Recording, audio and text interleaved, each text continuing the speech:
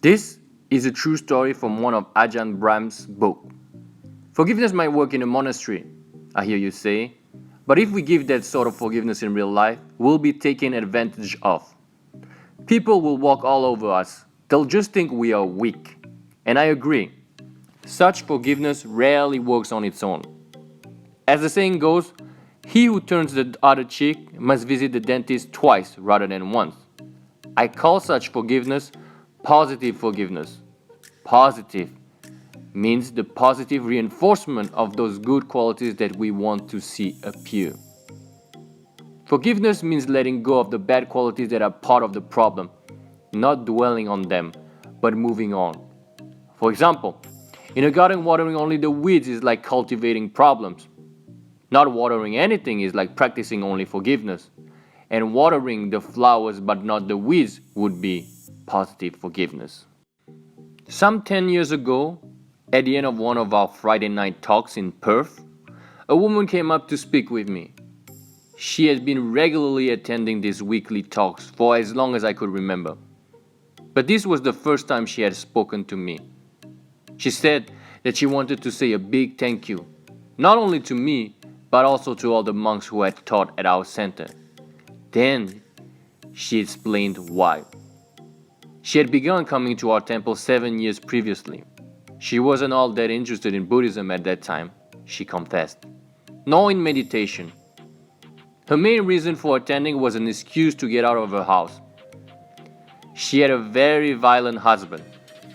She was a victim of horrendous domestic abuse. In those days, support structures weren't available to help such a victim. In such a cauldron of boiling emotions, she couldn't see clearly enough to simply walk out forever. So she came to our Buddhist center, with the idea that 2 hours in the temple was 2 hours she wouldn't be bashed. What she heard in our temple changed her life. She listened to the monks describe positive forgiveness. She decided to try it out on her husband. She told me that every time he hit her, she forgave him and let it go. How could she do that? Only she knows. Then every time he did or said anything kind, no matter how trifling, she would hug him or cover him with kisses or use any other gestures to let him know how much that kindness meant to her. She took nothing for granted.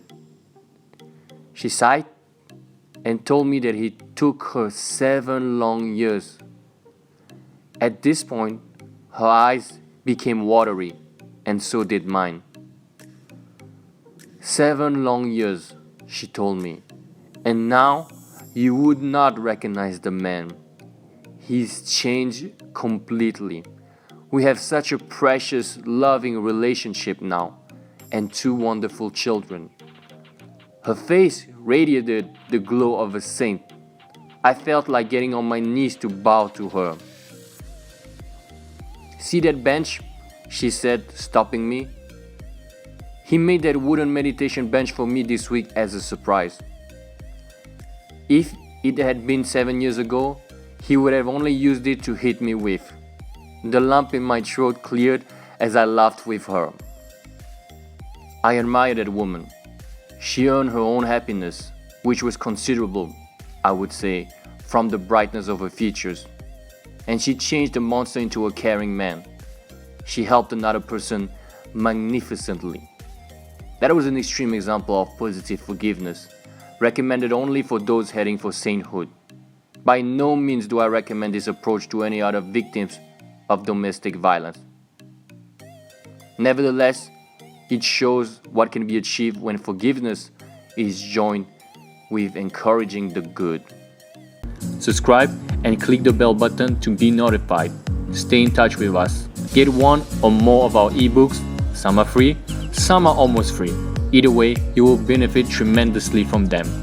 Check the link in the description box below and don't forget to be inspired and inspire.